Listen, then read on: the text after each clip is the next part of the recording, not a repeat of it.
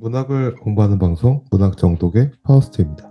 예, 무스비입니다. 저희는 이상문학상 작품집 2010년 제34회 읽어왔고요. 지난 시간에 박민규 작가님의 아침의 문과 딜도가 우리 가정을 지켜줬어요를 했습니다.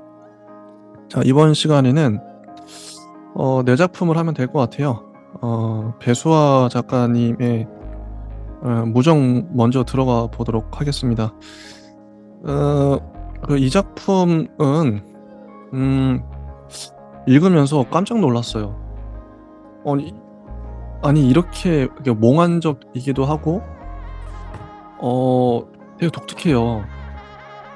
정말 꿈을 꾸는 듯한 되게 읽고 있는 독자도 이게 꿈꾸는 건지 되게 독특한 문체거든요. 묘사도 그렇고요. 그러면서 읽으면서 이건 파우스님 스타일이다. 왠지 좋아하실 것 같다. 이런 문체 생각했었는데 이 무종이란 작품 어떻게 보셨나요?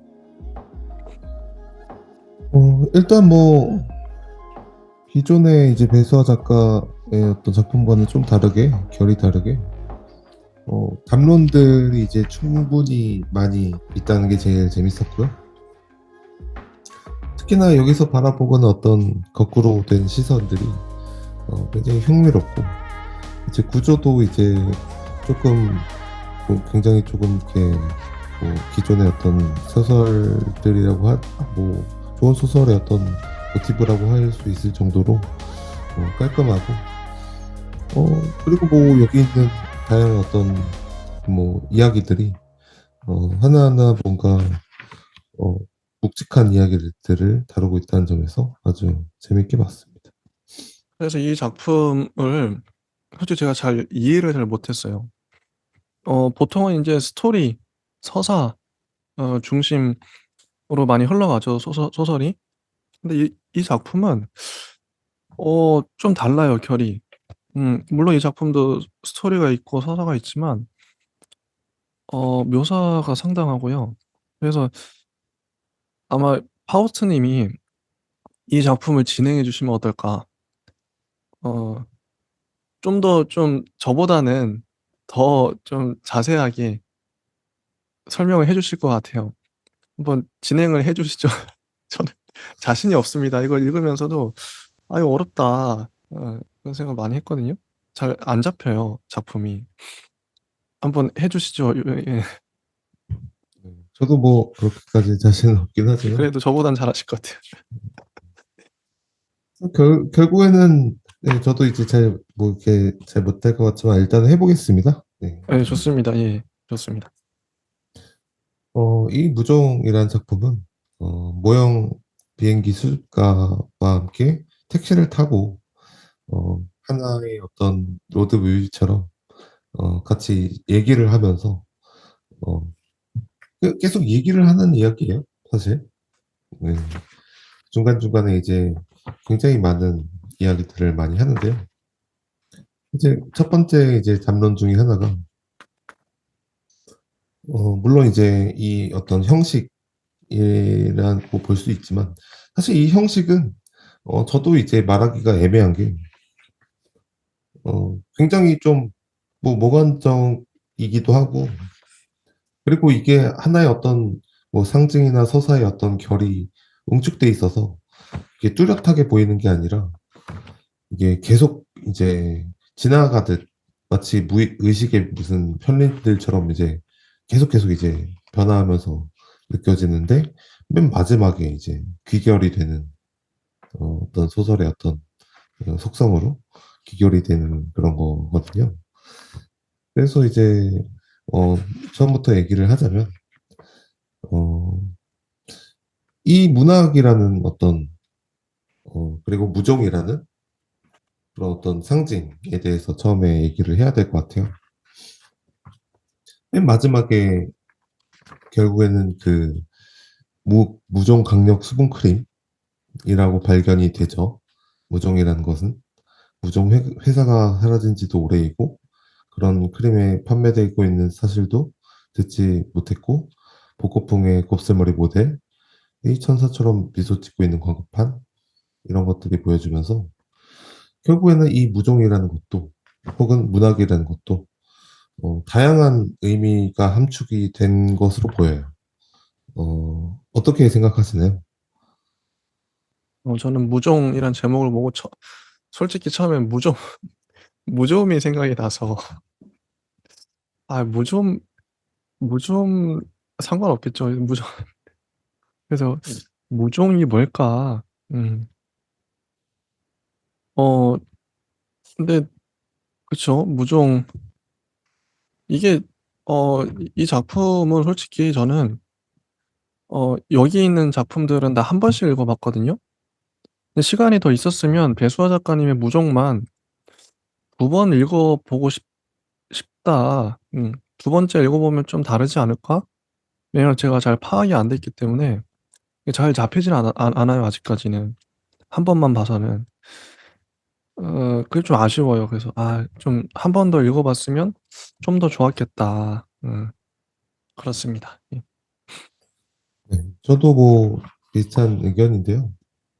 결국에는 이제 저도 이제 중간중간에 담론이 다 바뀌어서 사실 처음에 광대 얘기 빼고는 그 뒤에 담론들이 이제 자꾸자꾸 변하기 때문에 다른 얘기를 하고 있거든요. 사실 광대 얘기랑 무종이랑 사실 이 무종 회사가 사라진 거랑 가장 비슷한 얘기고 뭐 그 중간중간에 사실 이제 어 뭐 비행기 이제 보잉 그런 게 이제 없어지고 뭐 역사적으로 사라지고 그리고 뭐 택시기사랑 대화하면서 다양하게 뭐 그런 사람들이 이제 왔다 갔다 사라지는 그리고 새빵살이를 뭐 하기도 하고 삶의 뭐 점령당해서 이제 뭐 호텔에 이제 뭐 머물기도 하면서 여러 가지 이제 얘기를 이제 하는데요. 결국에는 이 가장 핵심적인 구도는 문학이란 무엇이냐 그리고 무종이란 무엇이냐 그리고 그 앞에 굉장히 파격적으로 말한 이 모든 사람들이 다 광대라고 말하고 있거든요. 그러니까 문학도 광대고 나도 광대고 너도 광대고 오바마 대통령도 광대고 이 모든 광대라고 하는 의미 지평에는 어, 맨 마지막에 그렇게 나와요. 결국에는 뭐 내가 역시나 이야기의 외부인이자 기록되지 않는 바보 광대라고 느꼈으므로 뭐 이런 식으로 뭐 표현을 하는데요. 저는 이거에 대해서는 조금 뭐 약간 영원 위기처럼 좀 들어가도 될 것 같아요. 저는 그냥 어떻게 보면 이거를 의미를 전복하려면 결국에는 인간은 다 100년밖에 못 살지 않냐.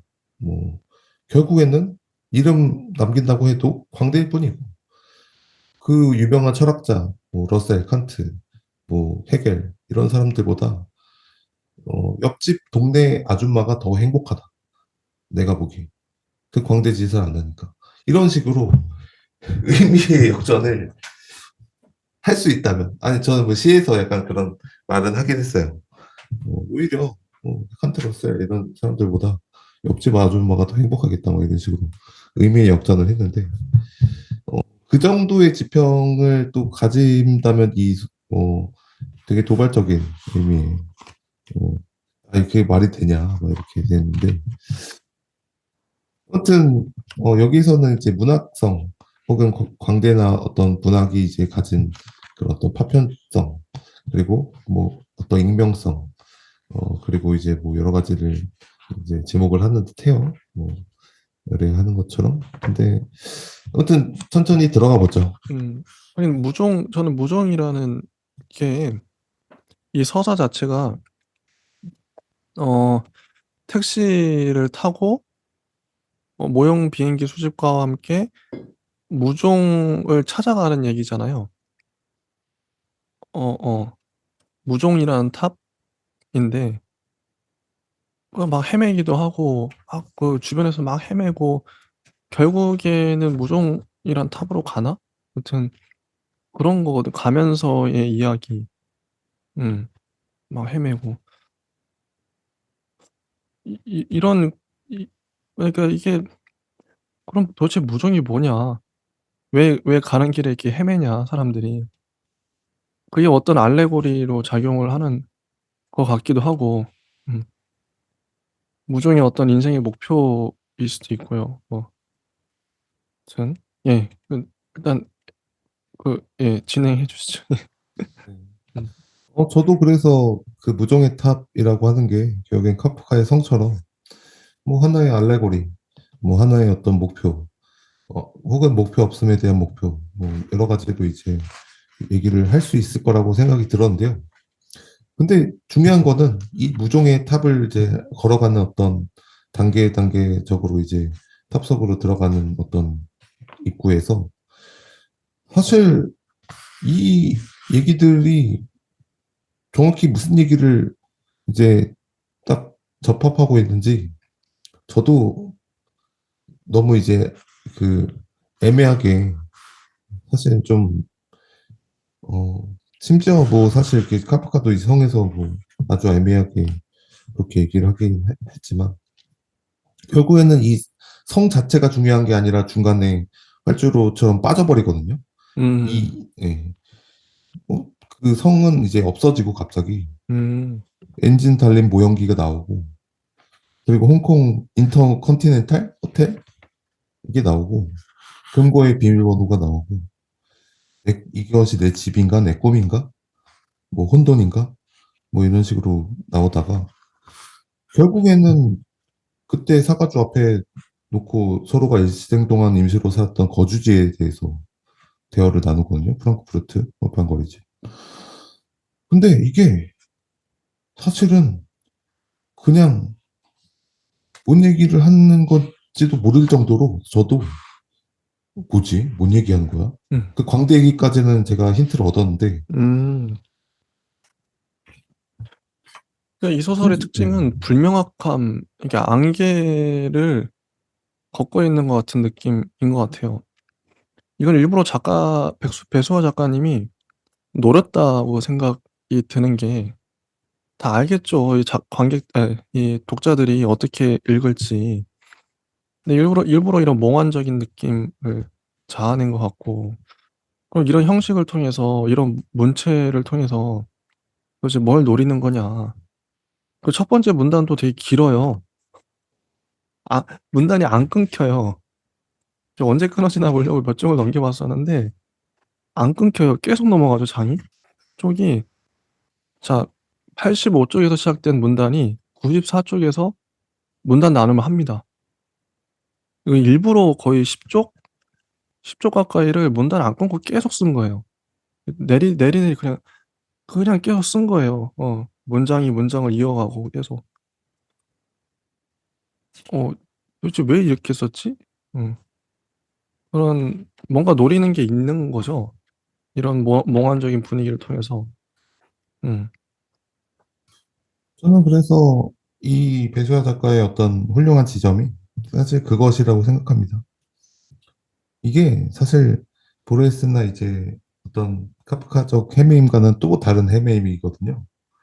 도대체 뭔 소리를 하고 있냐 하는데 음, 중간중간에 막 계속 힌트를 줘요. 뭐 음, 공기나 흙, 뭐 유령, 뭐 맞아요, 맞아요. 지나가는 것들, 기억 이런 음, 식으로 결국에는 그 이렇게 그 저거 뭐 저것처럼 소설처럼 계속 내가 이 거리를 풍경을 이제 회자하고 계속 바라보면서 계속 관찰을 계속하면서 결국에 내 감정이 살짝 살짝씩 드러나요.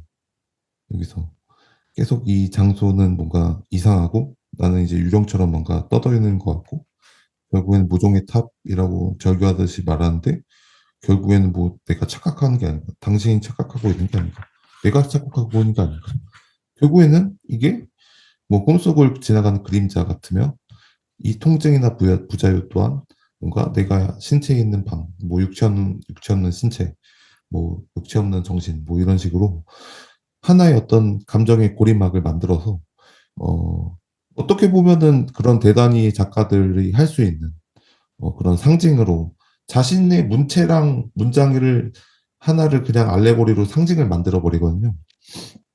그래서 근데 그것이 이제 바라보는 어떤 만약에 이것이 릴케를 넘어섰느냐 릴키가 바라보는 그 죽음의 풍경, 병원 옆에서 이제 이 뻐드렁니에서 이제 이가 부서지는 걸 보고 있고, 할머니가 막 휠체어를 막 깔깔거리면서 웃으면서 타기도 하고, 결국에는 막 그 죽음의 냄새, 그 비가 온 뒤에 혹은 저녁에 그 죽음의 냄새를 이 풍경이 압도할 것이냐, 혹은 뭐 카프카의 성처럼 그런 어떤 성이 이게 중요한 게 아니라 중간중간에 삶의 어떤 형식이 남성성의 여성성을 건드리면서 내가 그런 어떤 겪는 어떤 강박적이고 어떤 삶의 어떤 현실적인 그런 어떤 착각적인 어떤 환상 속에서 내가 계속 헤매이는 것 자체를 보여줄 것이냐 했을 때, 그 사이에 약간 다리를 걸쳐 있긴 하지만 결국에는 어, 아주 내부적으로 들어가야 된다고 생각해요. 이런 어떤 내면의 풍경은. 음, 혹은 그 내면의 풍경을 숨긴 채 그 풍경만을 이제 계속 관찰을 하고 벽돌을 뭐 어떤 깨진 거 하나, 뭐 그리고 구름 하나, 뭐 어디요 저 거리에 있는 어떤 풍경 하나, 그리고 내가 걸어가는 어떤 거리가 뭐 조금 뭐 오늘 뭔가 조금 달라지고 내일 조금 뭔가 달라지고 사실은 달라지지 않았는데 내가 착각한 거고 막 이런 식의 정말 그 집요한 관찰, 그런 것들이 이루어져야 된다고 생각하는데, 이 소설은 아직 그거에 대한 어떤 개화 단계, 말하자면 이제 알이 깨어나기 전의 단계, 단계라고 생각하고, 그것을 깨어나게 하려면 사실 그런 정말, 그 전에 이제 제가 수작이라고 말을 했던, 호수의 그 까마귀가 있는 풍경, 그거는 환상적이죠. 네. 그것보다 이제 좀 더 강박적으로 표현해야 되지 않나. 저는 이게 그 앞에 계속 묘사가 나오다가 여러 가지 이야기를 하다가 96쪽에 보면 중간부터 한번 읽어볼게요. 나중에 생각이 났지만 이제 곧 이탈리아 국수를 먹으면서 우리는 다른 일에 관해서도 떠올리게 될 터인데 그가 사실은 식당의 의자가 아니라 파일럿의 좌석에 앉아 있는 것이며 그는 비행에 대한 긴장감 때문에 신경이 날카로워져 있고 그의 발 아래로는 희게 빛나는 긴 산맥이 공룡의 등뼈처럼 가로놓였는데 이미 알려진 대로 그의 비행기는 추락하는 중이고 그는 이미 추락한 비행기에 타고 있던 서글픈 조종사였는데 어느 날 나는 흙 속에서 파낸 그의 등뼈를 지팡이처럼 허공으로 들어 올리게 될 터이며 무슨 이유에서인지 우리는 모두 무감각한 가운데 그것을 알고 있고 나는 그때 젖은 포석을 탁탁 소리나게 밟으며 걷고 있었는데 나는 기쁨과 슬픔에 겨워 가볍게 뛰어 올랐으며 그걸 본 모형 비행기 수집가는 입을 벌려 나에게 무엇인가 말하려고 했고 하지만 나는 오른쪽 구두를 벗고 안에 들어간 젖은 모래를 털어내는 중이며 어디에서 왔는지 도무지 짐작할 수 없는 많은 모래 알갱이들을 털어내는 동안 그제야 내 구두가 굽이 높으며 발등을 덮는 모양이다 보름달처럼 환한 광택을 내뿜는 흰빛인 것을 깨닫게 된다. 이게 이게 인제 한 문장 잠깐 중간에 안 끊어졌죠? 한 문장 한 문장인데 어 이게 사실은 앞에 이 모든 것들이 "실은 이거다." 이건데 인제 앞에 얘기들은 뭐 "그럼 뭐야 꿈이야? 뭐야 환상이야?" 뭐 싶기도 하고 실은 이런 상황이라는 거겠죠? 이게 맞나요? 너무 이렇게 몽환적으로 계속 밀어붙이다 보니까 그럼 뭐가 진짜야 뭐 이렇게 따지게 되는데 이 소설에서 진짜가 중요한 건지 모르겠지만 사실이 어떻게 근데 이게, 보세요? 네. 네. 근데 이게 뭐 어떤 여성 화자들이 이제 잘 쓰는 문장들인데요. 사실 뭐 그렇게 어렵게 느껴지진 않고, 이제 제일 어려운 문장이 이제 사실 뭐 오만과 편견도 어렵게 느껴질 수 있는 문장들이 많이 있기도 하고, 도스토옙스키는 뭐 당연히 되게 어렵게 느껴지는 것 중에 최고는 아무튼 뭐 해결이긴 한데, 아무튼 이게 오른쪽 구두를 이제 안에 이제 벗고 털어내면서 어디에서 왔는지 모르는 모래 알갱이를 털어내는 동안 내 구두가 발등을 덮는 모양의 보름달처럼 환한 광택을 내보는 흰빛인 것을 깨닫게 된다. 결국에는 이 문장 자체로도 이제 이거 간단하게 이제 뭐 이렇게 해석할 수 있지만 이 문장 자체도 헤매이는 문장이에요. 그리고 맞아요. 여성들이 특히나 이런 헤매이는 문장을 잘 써요. 자주 왜, 쓰고. 왜 그럴까요? 어, 일단은 그 행위 이전에, 그러니까 감정이 이전에 내가 어떤 그 선기억이라고 하죠. 그러니까 뭐 내가 이제 그것을 그 사과를 보기 전에 어떤 느끼는 감정, 기분, 감정선 혹은 어떤 선체험 이런 것들이 앞에서 느껴지고 그 다음에 그 사물의 본질이 나오고 그 본질에 대한 어떤 기억을 추상적으로 끌어내는 동안에 또 다른 기억이 끼어들고 근데 이제 그 기억을 물리치고 다시 이제 그 광택을 보는 혹은 이제 그 환상을 보는 환각을 보는 그런 느낌이거든요. 그래서 결국엔 이제 굉장히 좀 체험적이고 감정적이고 이제 약간 어떻게 보면 환각도 느낄 수 있는 어떤 게 여성들이 그런 감이 그 엄청 그 뛰어나게 발달하다 보니까 직감 같은 게 그렇게 문장이 이제 나오지 않나 싶기도 하고 굉장히 좀 흥미로운 문장이고 흥미로운 어떤 그런 그, 그 맥락이고 근데 이제 이것도 평론가들이 사실은 또 어떻게 보면은 이해가 안 가면서 이해를 하는 게 결국에는 모든 인간의 인식이 소설들이나 어떤 영화나 드라마처럼 딱딱 끊어지지 않거든요, 사실. 오늘 뭐 밥을 먹을까? 오늘 돈가스를 먹고 싶어. 내일은 쌀국수를 먹고 싶게 될 거야. 이렇게 딱딱 끊어지지 않거든요, 인간의 인식이. 그래서 인간의 인식이 재밌는 건데, 음, 매번 이렇게 바뀌기 때문에, 어, 어. 그리고 그 흐름이 어떤 그 뉘앙스에서 또 이렇게 딱 치고 또 바뀌기 때문에, 그런 어떤 이해할 수 없는 어떤 인간의 인식을 여자들이 특히나 이런 거는 잘 다루더라고요.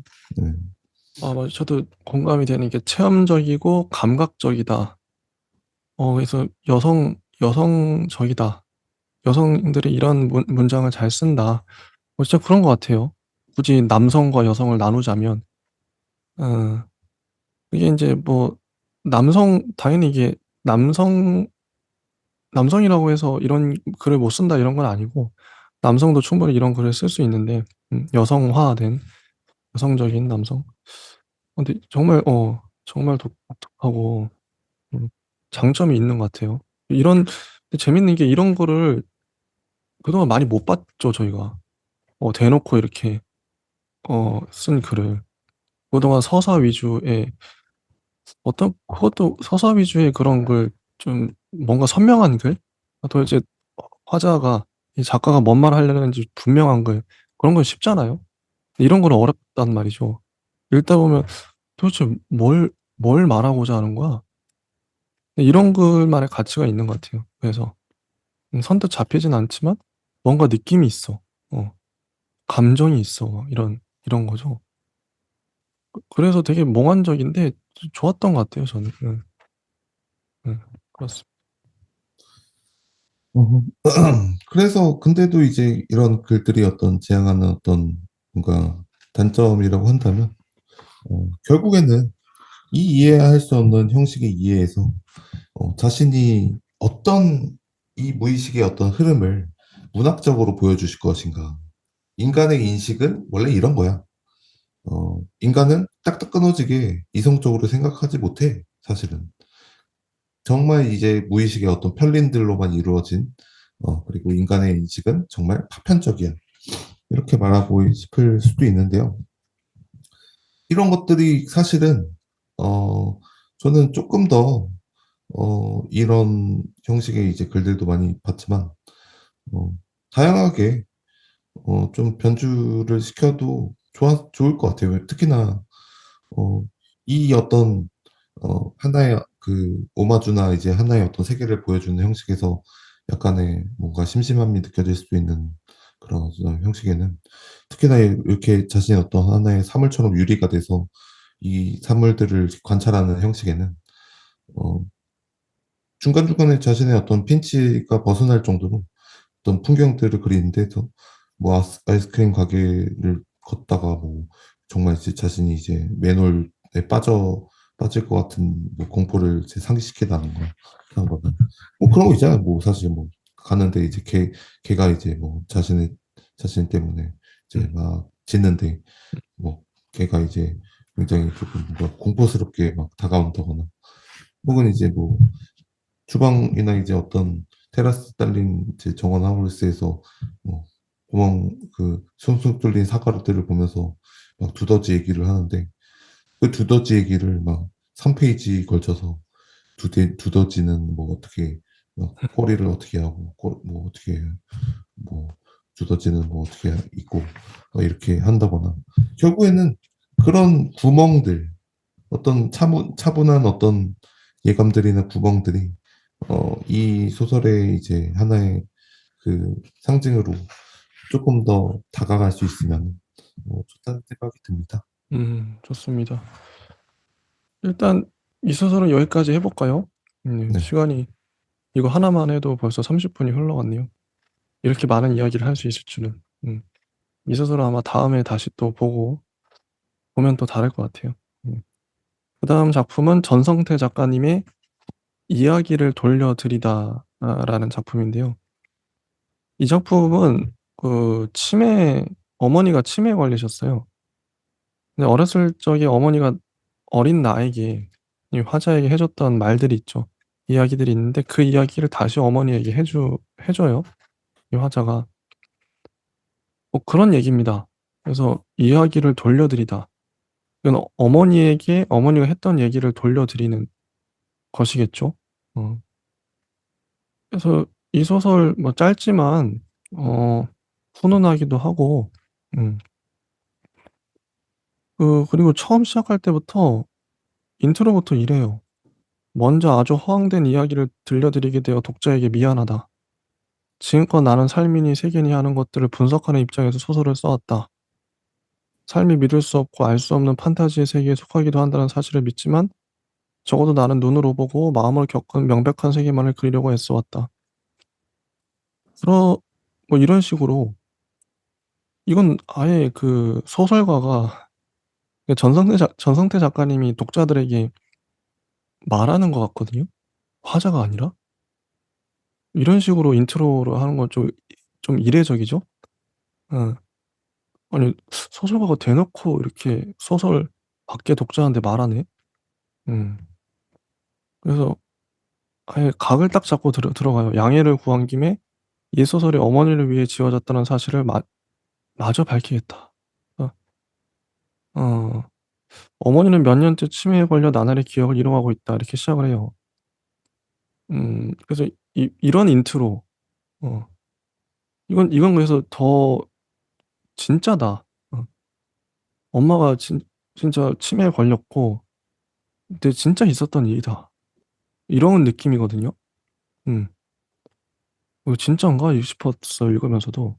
파우스트 님은 어떠셨나요? 이 이야기는 뭐 진짜 뭐 어떤 느낄 정도로 어, 많은 이야기들이 사실 개인적인 느낌이라고 생각이 들었고요. 개인적이라고 한 거에 대한 의미는 사실 두 가지죠. 이것이 개인적으로 잘 상징으로 보편화돼서 잘 되었다면, 혹은 이제 개인적인 상징이 그야말로 그냥 개인적인 어떤 취향의 상징으로 이제 되었다면, 어, 굉장히 그 보편성과 개인적인 어떤 취향성도 같이 있는 작품이 이제 좀 느낌을 주긴 하는데요. 그럼에도 불구하고 여기서 이제 보여주는 그 어떤 진정성 있는 어떤 개인적인 어떤 사건들과 뭐 많은 어떤 서사들이 어, 이 어떤 할머니의 어떤 치매 이야기, 사실은 이 치매 얘기가 굉장히 좀 뻔하거나 혹은 어떤 되게 고슬프거나 되게 이제 뭐 어떤 서정서에 함몰되는 그런 서사가 될 수 있었는데도 불구하고 여기서는 굉장히 그 거리를 잘 지키고 있죠. 음, 이야기를 품고 있죠. 음. 네. 그래서 119 쪽에 전 모든 문장에 밑줄을 쳤어요. 그 어머니가 치매에 걸리고 나서의 그 상태, 상황을 묘사하는 부분인데 이게 다 와닿았던 거죠, 이 문장들이 저는. 그래서 어 그런 부분이 묘사가 참 좋았고 여기서 어렸을 때 어머니가 나에게 해 줬던 그 환상적인 이야기들. 그래서 인트로가 이렇게 갈 수밖에 없었던 게 '이건 진짜다.' 뭐 이런 얘기를 하는 거잖아요. 근데 자기가 분석하는 입장에서 소설을 써 갖고 근데 아주 허황된 이야기를 들려드리게 되어 "미안하다. 독자에게 미안하다."고 하는데 그 허황된 이야기가 뭐냐면 어렸을 때 음 그 얘기를 해요. 상갈치. 예 상갈치가 전 상갈치 찾아봤어요. 근데 그 심해에 사는 심해 어더라고요. 무진장 큰 몇 미터 돼요. 되게 특이하게 생겼어요. 여기 보면 상갈치가 그 123 쪽에 보면 당숙 할머니는 오사카가 친정인 일본인이었는데 어느 새벽녘에 아침을 짓기 위해 절고통이 있는 마당으로 나왔다가 사철 울타리에 앉은 5발이나 되는 상갈치를 절구로 쳐서 잡았다고 한다. 아니 물고기가 물고기가 그 밖으로 나와 가지고 마당까지 왔어요. 뭐 어떻게 왔는지 모르겠지만. 그걸 또 절구로 쳐서 잡았네. 이 몇 미터 되는 물고기. 이게 좀 말이 안 되잖아요 솔직히. 이 잡아 가지고 그걸 뭐 토막 내서 마을 사람들과 먹었더라.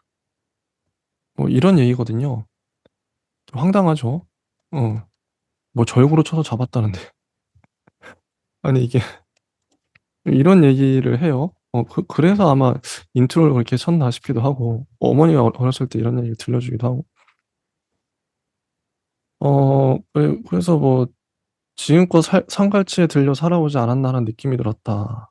그 어머니 얘기를 듣고. 어 그리고 인제 125 쪽에 나와 있는 얘기는 "대숲 대나무 숲에 꽃이 핀다. 100 년에 한 번씩 온 대숲에 눈처럼 꽃이 핀다."는 그런 얘기를 하죠.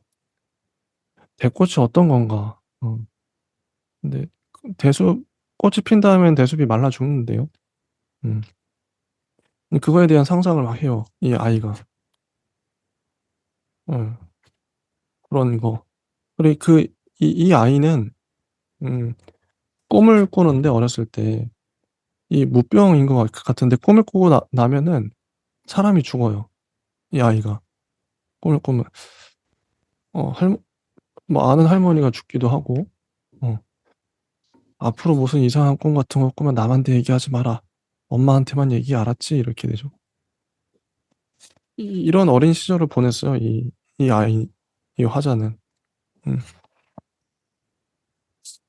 이거 어떻게 보시나요? 상갈치 뭐 대나무 숲에 꽃 피는 얘기랑 무병에 걸린 이 아이가 꿈을 꾸고 나면 사람이 죽어 나가고 뭐 이런 얘기가 끝이거든요. 음.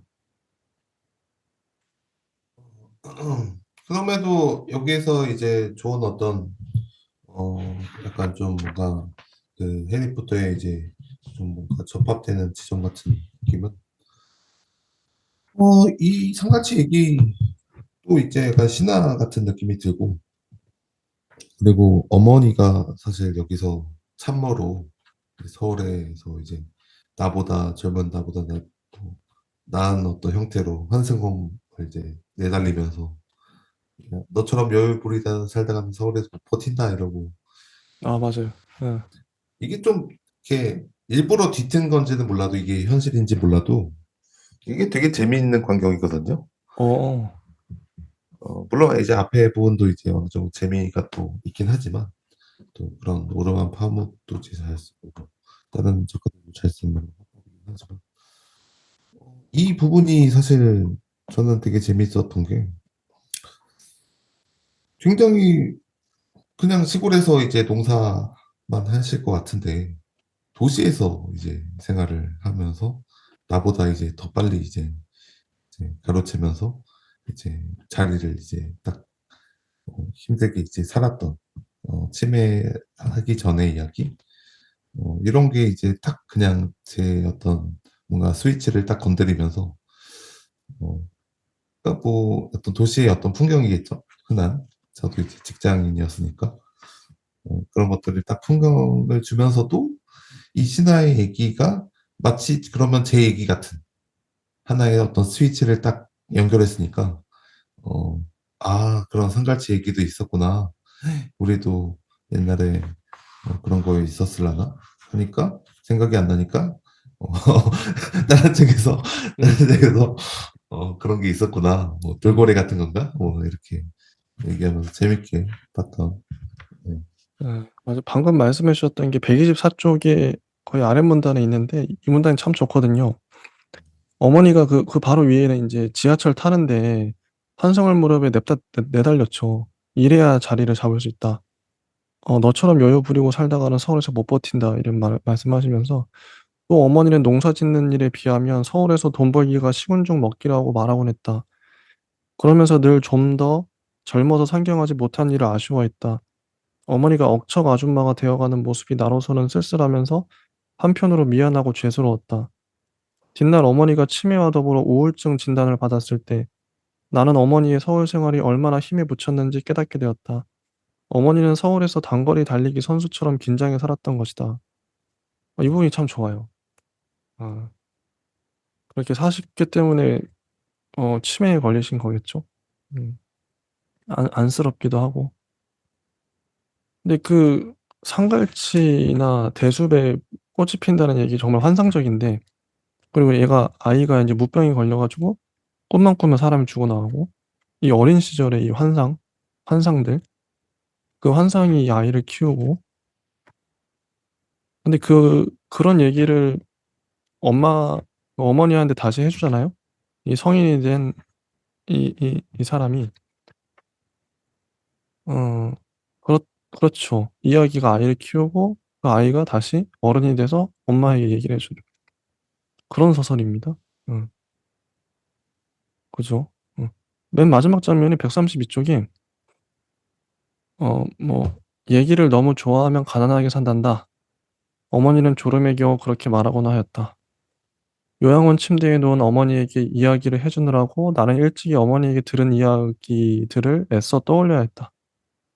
어떤 미동도 없이 먼 세계에 있는 듯 싶은 어머니에게 이야기를 들려줄 때면 한순간 눈이 반짝이는 것 같기도 하였다. 그것은 내 느낌인지도 몰랐다. 그렇지만 나는 어머니가 지금 10 살이 되었든 2 살이 되었든 내 얘기를 경청하리라 믿었다. 세상의 모든 아이들은 그런 이야기를 좋아하고 그 세계에 살고 있으니까. 아 분명하죠. 이렇게 이런 메시지가. 음. 하우스님은 어떻게 보셨나요? 이런 부분들. 저도 뭐 아주 어떻게 보면은 어, 그런 어떤 동화의 어떤 뭔가 신화의 어떤 형식을 어, 또 이렇게 어떤 성숙한 어떤 느낌으로 이제 다시 자하게 되는 어떤 느낌이기도 하고 특히나 뭐 여기서 보여주고 있는 여러 가지 어, 뭐 까마귀나 이제 뭐 예배당이나 뭐 외갓집의 어떤 선대 얘기나 이빨 같은 얘기들은 되게 뭐 저도 뭐 꿈에서 뭐 이빨 이제 빠졌어서 뭐 주변에 이제 어떤 엄마인가 뭐 아빠인가 뭐 누구한테 뭐 "이빨 빠졌어." 그러면서 꿈을 이빨 빠지는 꿈을 꿨어. "이거 뭐 큰일 나는 거 아니야?" 그때 말은 안 했던 것 같아요. 왠지 그 엄마 아빠한테 얘기 안 하고 그냥 저 혼자 그냥 들고 있다가 이거 진짜 꿈이 실현이 되나?' 예. 이거 좀 나중에 이제 한 몇 주 뒤에 할머니한테 말한 게 기억이 나는데요. 결국엔 아무도 안 죽었어요. 네. 또 뭐 미신이었다. 네. 예. 다행입니다. 그 그거를 이제 막 이가 빠지는 꿈이 된 지 이제 1 년, 2 년, 10 년이라고 치면은 이제 끼워 맞출 수 있겠지만 그거는 뭐 좀 그렇고. 음. 아무튼 뭐 이런 어떤 다양한 이제 얘기들이 제 예전의 어떤 뭐 여러 가지 풍경들을 깨우는 데 있어서 되게 잘 그리고 안전하게 잘 작용하지 않았나. 음. 네. 좋습니다. 예. 그래서 그러니까 어떤 이야기가 스위치가 됐다. 이런 부분 참 좋은 것 같아요. 독자들마다 스위치가 되는 이야기가 있겠죠. 어린 시절을 떠올리게 하거나 자기의 어떤 뭐 트라우마나 뭐 상처 아니면 추억들을 떠올리게 하는 이야기들이 있을 텐데 이게 이야기의 힘이지 않나 싶기도 하고요. 다음 작품은 윤성희 작가님의 매일매일 초승달. 아 윤성희 작가님 참 좋아해요, 저는. 저번에 도서관 얘기도 하셨고 이분 글이 따뜻하거든요. 이야기를 잘 만드는 작가라는 생각이 들어요, 윤성희 작가님이. 자 매일매일 초승달은 자 셋째 이야기로 시작하죠. 셋째. 캐릭터 정말 잘 잡아요. 캐릭터. 이분은 타고났습니다. 이 캐릭터 설정은 정말 매력적이에요. 셋째가 있고 첫째, 둘째가 쌍둥이죠. 근데 어렸을 때 집을 나갑니다, 가출해 버리고. 셋째 혼자 남았어요, 아빠랑. 그게 너무 좀 아쉬웠던 거죠. 이거 좀 이따 읽어 드릴 텐데 셋째는 다 커서 언니를 만나요. 얼마나 서러웠겠어요. 그 몇십 년 동안 언니들 가출하고 혼자 힘들었죠. 언니 만나서 인제 언니들이 근데 하는 일이 소매치기, 범죄자들 소매치기로 살아가요. 이 세 자매 소매치기단의 이야기. 셋째도 인제 소매치기단이 되고 그런 얘기입니다. 근데 재밌어요. 전반적으로 되게 재밌고 좋았어요 저는. 음. 정말 문장이 하나하나가 너무 좋았고 줄도 많이 치고. 하우스님은 이 작품 어떻게 보셨나요? 저도 뭐 아주 재밌게 읽었고요. 특히나 이제 첫째, 둘째, 셋째 이렇게 화자를 이제 지칭한 것도 아주 재밌고 계속 이제 뭐 장래희망 뭐 이런 나는 이제 미정이라고 적는 것부터 해서 한밤에 뭐 한방에 자고 뭐, 뭐 소원을 얘기도 하고 뭐 추위에 대한 어떤 얘기도 하고 뭐 언니들이 오랜만에 만나서 셋째 소원을 10 가지 들어 주겠다 그러죠. 그걸 네. 하나씩 하나씩 얘기를 해요, 셋째가. 음. 이런 거 보면 윤석희 작가님은 그 에피소드랄까? 캐릭터의 에피소드, 이 캐릭터의 특징을 진짜 정말 잘 끄집어내는 작가 아닌가. 한번 읽어 드릴게요. 첫 번째 문단부터. "셋째는 불행한 일이 생길 때마다 그 모든 것을 언니들의 낡은 팬티 탓으로 돌렸다. 누군가 자신의 책가방에 죽은 개구리를 넣어 놓았을 때도, 반장이 우유 급식비를 잃어버리자 담임 선생님이 셋째를 지목했을 때도, 처음으로 자신을 좋아해 준 남자를 만났는데 그 남자가 교통사고로 반신불구가 되었을 때도 모든 것이 언니들이 남겨 놓은 낡은 팬티 때문이라고 셋째는 생각했다. 25년 후 남대문 시장에서 큰언니와 재회했을 때 셋째는 이렇게 말했다. 빤스도 안 빨고 나갔어. 쌍둥이였던 언니들은 셋째가 9살이 되던 해에 가출을 했다. 도언니가 버스터미널을 서성대던 그 순간 셋째는 철봉을 하다가 떨어져 턱을 다쳤다. 피가 멈추질 않았다. 셋째는 원피스가 더러워질까 봐 얼른 공책을 찢어 상처가 난 곳에 붙였다. 그러고는 집으로 달렸다. 언니들이 많이 아팠지 하면서 빨간 약을 발라줄 것을 기대하면서. 하지만 언니들은 집에 없었다. 대신 삶은 소면이 소쿠리 가득 담겨 있었다. 셋째는 김치를 썰어 비빔국수를 만들었다. 참기름과 깨소금을 듬뿍 넣었다. 큰언니가 알면 혼날 텐데. 셋째는 국수를 먹으면서 생각했다. 첫째는 무엇이든지 낭비하는 걸 좋아하지 않았다. 3일 내내 불어터진 국수를 먹으면서 셋째는 언니가 얼른 돌아와 자신을 혼내주길 바랐다. 그래서 국수를 비빌 때마다 참기름을 들이부었다. 똥을 눌 때마다 향긋한 냄새가 났다. 국수를 다 먹은 후 셋째는 젓가락으로 소쿠리 사이에 말라붙은 소면을 떼어내면서 울었다. 그리고 다시는 울지 않겠다고 결심을 했다. 이 흉터 좀 봐. 셋째는 25년 만에 만난 언니에게 턱 밑에 난 흉터를 보여주었다. 언니들을 기다리는 동안 상처에 붙인 종이는 피와 함께 굳어버렸다. 담임 선생님이 셋째를 발견했을 때 상처는 종이를 묻힌 채 아물어가는 중이었다. 양호 선생님이 셋째의 턱에 소독약을 한 통이나 들이부었고 셋째는 설거지도 하지 않고 집을 나간 두 언니들을 욕하면서 이를 악물었다. 독한 것.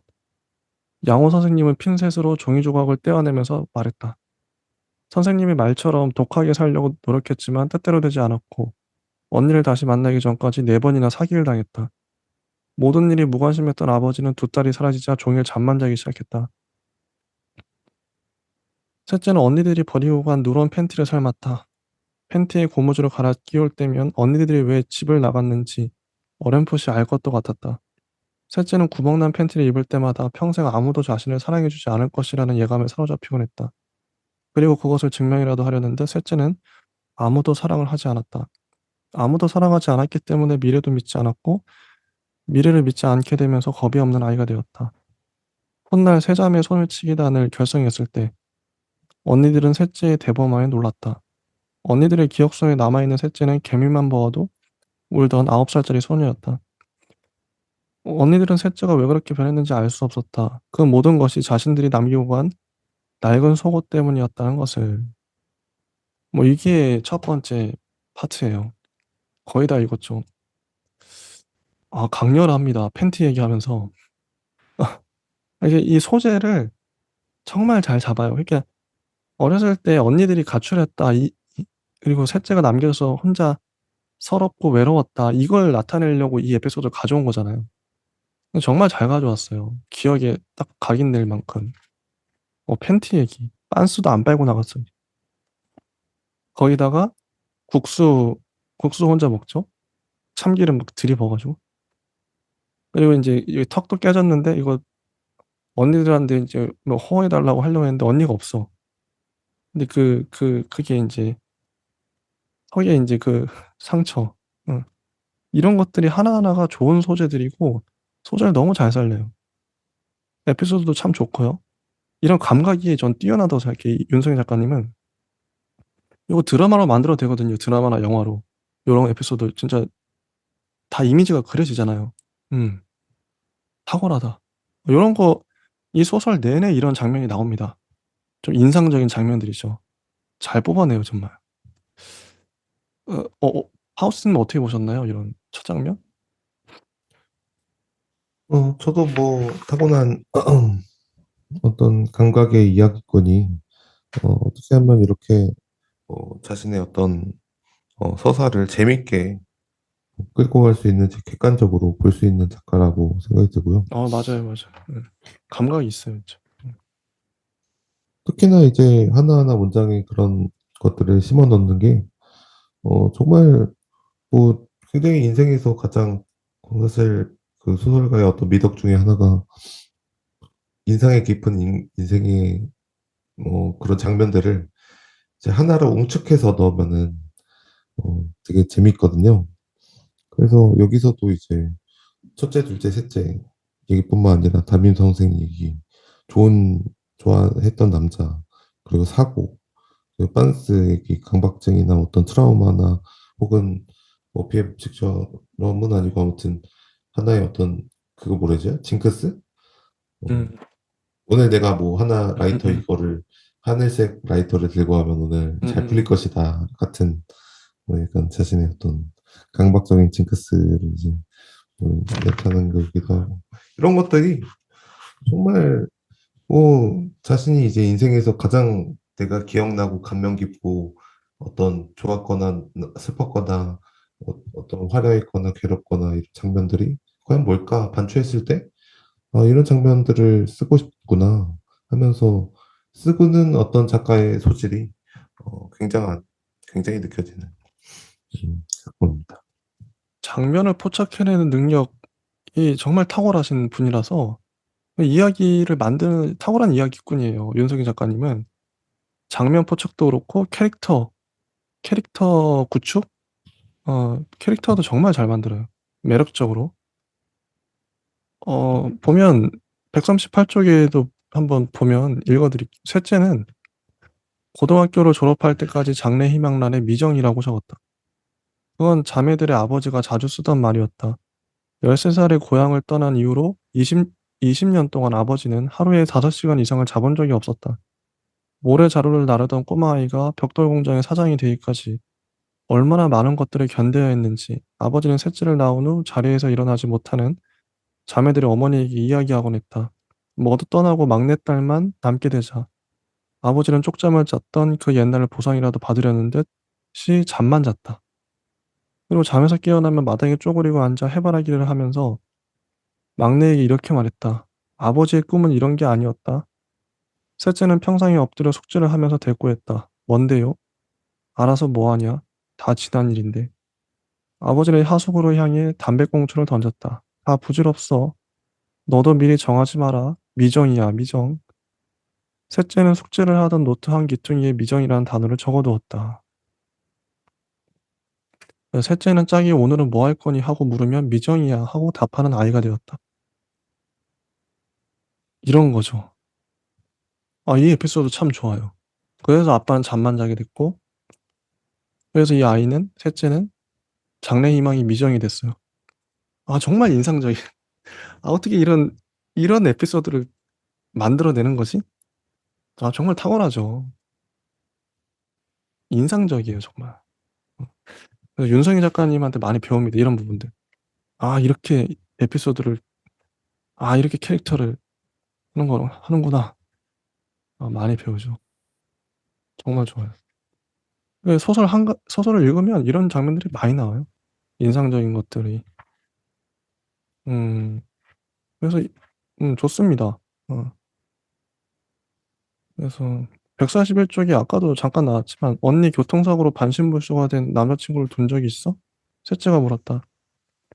둘째가 고개를 가로주었다. 5년 동안 모은 돈을 사기당해봤어? 역시 둘째가 고개를 저었다. 손님이 던진 숟가락에 맞아봤어?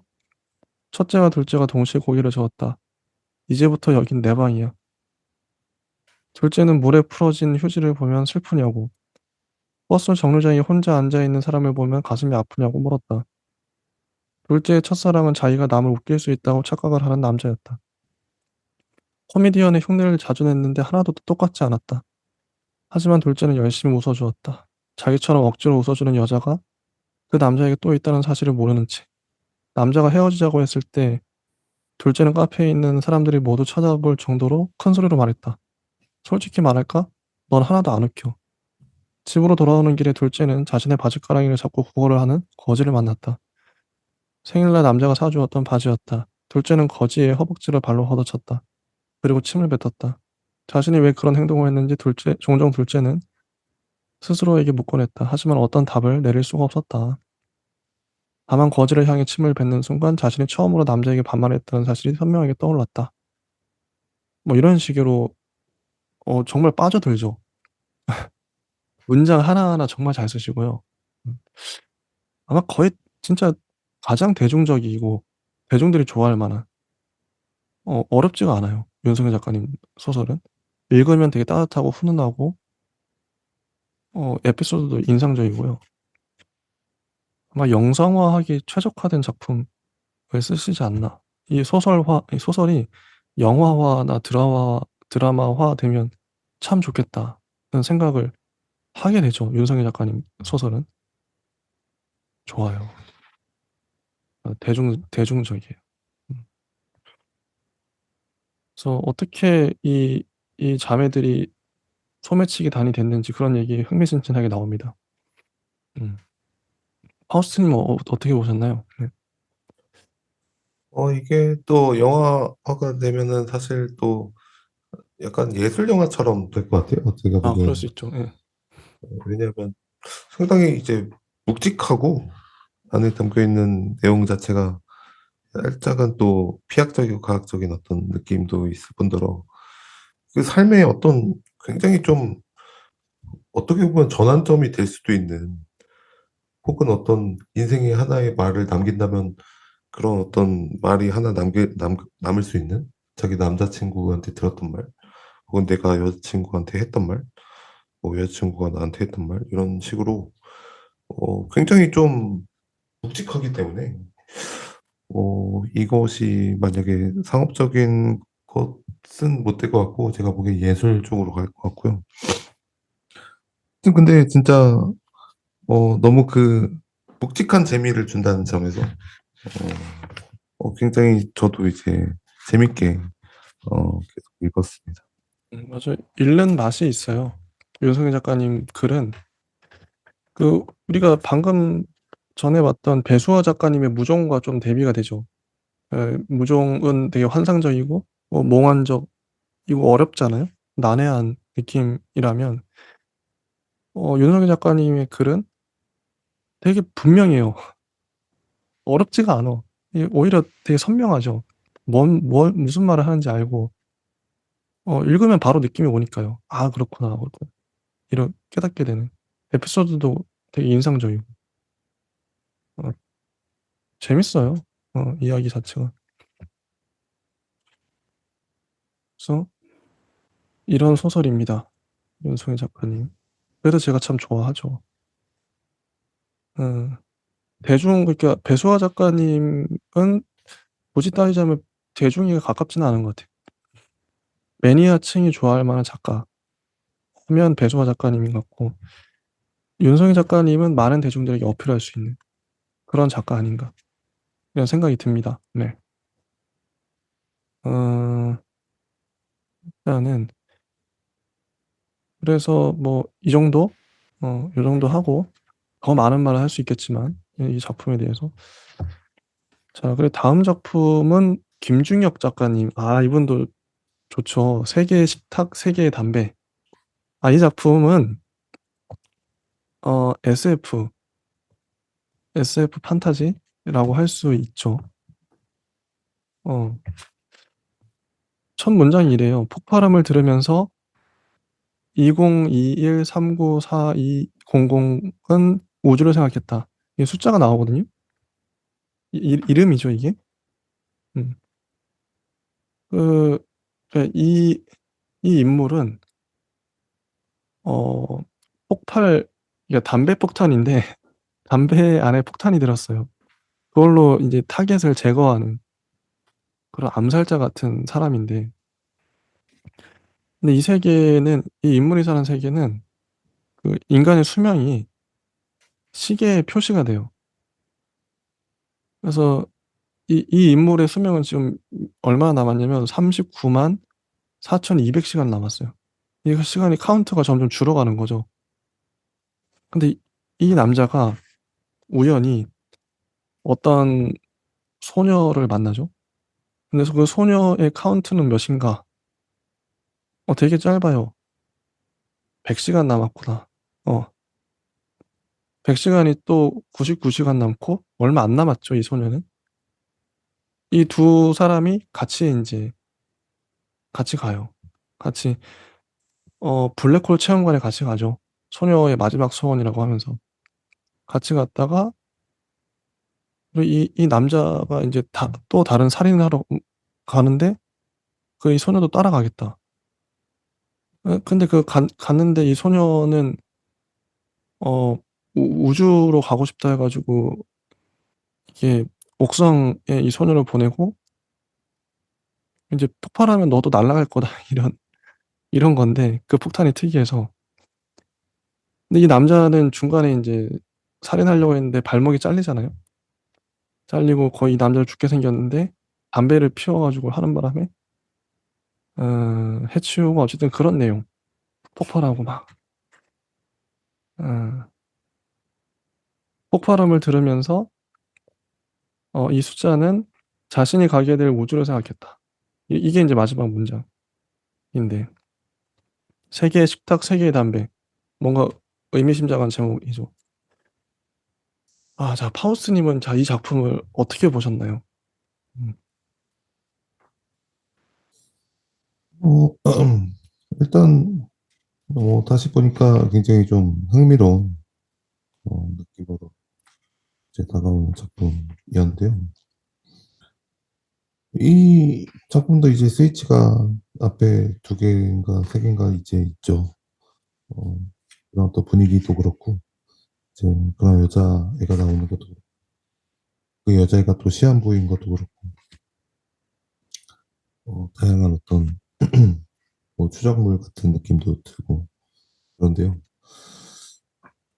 아무튼 근데 이게 저는 이제 정말 잘 쓴 작가들을 이제 많이 봐서 그런지 음, 음, 음. 이거를 이제 처음 봤으면은 사실 처음 본 독자들이 이런 장르를 쓸 수 있구나. 영화 같은 그리고 왠지 미래 세계 정말 현실적인 미래 세계 같은 이런 작품을 쓸 수 있구나 하고 감탄을 할 수도 있을 텐데요.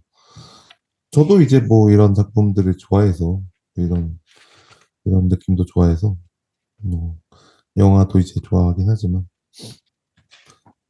결국에는 이 어떤 서사의 구조가 사실 조금 너무 단순해요. 어, 아, 단순하긴 해요. 네, 맞아요.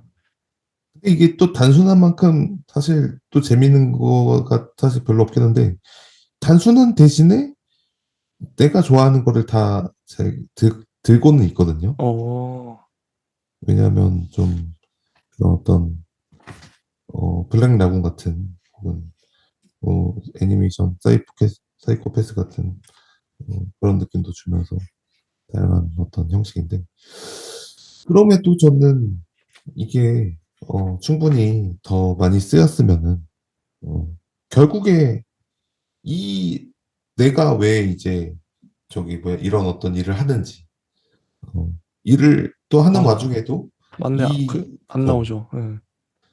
내용같이 이제 일을 하면서 그 여자애랑 계속 서사가 왔다 갔다 하면서 아, 그 여자애가 나 좋아했다가 싫어했다가 나도 맞네. 그 여자애 좋아했다가 싫어했다가 그 100시간 아, 그 100시간 100시간. 동안의 서사 아, 이거는 하나의 어떤 인트로 같고요. 맞아요, 맞아요. 맞아요. 그런 느낌이에요. 제가 보기엔 그 100시간이 쓰여야 되지 않을까. 인트로는 아, 아주 훌륭했습니다. 예, 그쵸. 예. 그러니까 이 여자아이도 그 온몸에 흉터가 있는, 얼굴에도 큰 흉터가 있고, 이마에서 턱까지 수십 개의 흉터가 이리저리 얽혀 있어요. 근데 이 흉터가 왜 났는지 모르죠. 뭔가 사연이 있는 것 같아요. 이 남자도 왜 이런 암살을 하고 있는지 모르죠. 어. 그럼 여기서 갑자기 블랙홀 체험관에 가는데 이것도 어떤 의미가 있는 것 같은데. 음, 그죠? 예. 이게 하나하나가 다 어떤 상징과 의미가 있는 것 같아요. 담배 폭탄도 그렇고. 예. 음, 근데 만약에 이게 그러면은 앞에서 이게 내가 이제 제가 이제 막 지루한 오르가즘 나오고 여자 이제 꼬마에 나오고 그러면은 이게 앞에 나온 그 박민규 소설에서 뭐 딜도 얘기랑 뭐가 다르냐 오르가즘 나오는데 이렇게 어, 뭐 비교할 수도 있지만 사실 그거는 그 문장의 형식이나 뭔가 이제 서사의 흐름이나 혹은 우주 미아나 이제 어떤 그러니까 뭐 이렇게 되게 막 그 여기서는 되게 막 웃음을 빼고 진지하게 막 이렇게 얘기하잖아요. 그렇죠. 어, 그래서 사실 이렇게 형식이 진지해지면은 왠지 진짜 같고 어, 왠지 그럴 것 같고 예, 진짜 미래에는 이럴 수 있겠다 이렇게 진지하게 되는데 어, 아무튼 뭐 재미있는 어떤 그런 그런 것들이 많이 있는 것 같아요. 어. 그래서 170쪽에 보면 우주 증후군 얘기가 나오는데, 음, 제1의 특성상 삶과 죽음을 자주 넘나들다 보니 저에게는 이상한 병이 생겼습니다. 우주 증후군이라는 건데 들어보셨는지 모르겠습니다. 하루에 한 번씩 우주 증후군이 밀려옵니다. 시작은 이렇습니다. 제가 갑자기 저를 빠져나와요. 일종의 유체 이탈 같은 거죠. 빠져나와서는 지구를 벗어나고 은하계를 벗어나고 또 먼 우주를 벗어나서 어디론가 아주 멀고 크고 가늠할 수 없는 곳으로 사라집니다. 먼지보다도 작고 작은 상상할 수 없을 정도로 작은 존재가 되는 거죠. 그다음이 멋진데요. 갑자기 어디선가 주민이 되기 시작해요. 밖으로 빠져나갔던 제가 엄청난 속도로 현재의 나속으로 빨려 들어가는 겁니다. 놀이공원의 프리드롭보다 더 빨리 지구 속으로 떨어지는 거예요. 항성과 행성과 우주의 먼지와 태양과 달이 빠른 속도로 제 곁을 지나갑니다. 빠져나갔던 반대 순서로 모든 게 보여요. 하나님의 고성능 카메라로도 그 정도 줌인은 못할 거예요. 어찌나 빠른지 처음에는 먹은 걸 모두 토했을 정도라니까요. 제 생각에 죽는다는 건 그냥 줌 아웃되는 걸 거예요. 아득히 멀어지는 거죠. 고통스럽지는 않고 그저 모든 게 멀게 느껴지는 게 아닐까요? 부디 편하게 가시길 바랍니다. 이런 음 죽음에 대해서도 생각을 하게 되는데 그럴 수도 있겠다. 모든 게 갑자기 인제 줌 아웃되는 음 그럴 수 있겠죠? 이런 생각들. 저는 SF라는 장르가 뭐 판타지도 그렇고 환상 환상을 다루는 작품들은 필연적으로 현재를 반영할 수밖에 없다고 생각해요. 그게 아무리 뭐 용이 나오고 판타지적인 존재가 나올수록 더더욱 현실을 은유하는 거 아닌가, 현재를. 상징성이랄까요? 그래서 이런 판타지 소설은 그렇게 읽어질 수밖에 없는, 이게 어떤 먼 미래의 어떤 환상적인 세계 같은데 담배 폭탄이 터지고. 네. 여기서 그러면 인제 이게 뭐 우주 증후군이라든지 블랙홀이라 이라든지 폭탄이라든지, 그러니까 이 소설이 상징하는 뭐 이 소설의 주제랄까? 하우스 님은 뭐라고 생각하세요? 여기서 가장 이제 두드러지는 부분이 그 부분이랑 어떻게 보면 메시지를 담는 부분. 하나님이 사람이고 저 위에 산다면 사람에게 쏘는 거죠. 처음에는 폭죽이 터지는 소리 들으면 마음이 후련했어요. 근데 이전 뭐 이런 식의 얘기가 있는데요. 하나님이 사람이고 저 위에 산다면 사람에게 쏘는 거죠. 라는 게 결국에는 이제 폭죽 얘기를 이제 하면서 그 총에 대한 얘기를 이제 하듯이 하는데요. 이외에는 사실 별로 없어요. 이외에는 어떤 세계관이라고 할 게 별로 없고, 난 이 세계관이 이미 다 증축이 돼 있고, 이것만 들은다면 어떻게 보면은 신에 대한 어떤 혹은 저 위에 어떤 사람이 사는 것에 대한 그 인간이 그러면 사람이 아니고 뭐 하나님이 사람이면 그러면은 위에 사람은 인간이고 우리는 이렇게 뭐 복제품인가? 뭐 혹은 어떤 위에 어떤 하나님이 사람이고 우리도 사람이라면 결국엔 저 위에 사람이 또 다르게 SF 형식으로 있고 혹은 그 신이 예전에도 있었듯이 지금도 어떤 하나님의 어떤 사람이라는 어떤 이거 인격이나 어떤 모태를 또 여기서는 세계관에 품고 있는 건가? 아니면은 그냥 이제 어떤 뭐 메시지적인 어떤 목소리로 결국에는 인간과 하나님은 사람이고 결국에는 그냥 서로에게 쏘는 거죠. 서로 뭐 죽창이죠 뭐. 이러면서 결국에는 그렇게 사는 거예요. 뭐 이런 식으로의 어떤 이행인가? 뭐 여러 가지 뭐 생각이 드는데요. 음. 근데 뭐 정확하진 않죠. 여기서 다른 거에 다 이제 느껴지는 건 없고요. 네. 야, 다르게 이제 막 이제 SF적으로 이제 얽히는 게 없어서. 음. 하긴 이게 사건이라는 게 폭탄을 터뜨리는 이 남자, 어 이 남자, 이게 폭탄 터뜨리는 것과 그 우연히 만나게 된 상처 많은, 흉터가 많은 그 소녀인데, 이게 뭔가 되게 단순하죠. 단순하고 제목도 좀 궁금해지긴 해요. 세계의 식탁, 세계의 담배. 뭔가 이 뭐라고 보세요?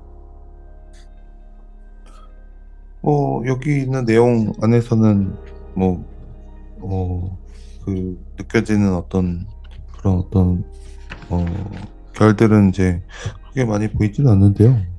특히나 여기서는 그런 어떤 신적인 것이나 어떤 뭐 운명이나 이제 수명이나 뭐 어떤 총기 같은 걸로 이제 사람들을 이제 뭐 어떻게 쏘는 어떤 죽음에 대한 어떤 이미지나 이런 거기 때문에 뭐 세계의 담배, 세계의 식탁 그냥 뭐 표현을 그냥 뭐 이렇게 생각을 해보면은 이게 삶과 죽음이 세 개로 나뉘어 있지도 않고, 어, 담배라고 하는 게 이게 기폭제인데, 그러면은 이게 삶과 죽음의 뭐 또 하나의 어떤 기폭제 장치로 삶, 죽음, 담배 이렇게 되는 건가 뭐 그것도 너무 억지 같고 딱 접합이 되진 않네요. 네, 죄송해요. 그러니까 일단 뭐 이 정도 하고요. 네, 4개의 작품을 거의 1시간 동안 다뤘고 이제 다음 시간 작품도 참 재밌습니다. 3작품을 하고 이제 끝내면 될 것 같습니다. 네, 여기까지 하겠습니다. 감사합니다. 네, 감사합니다.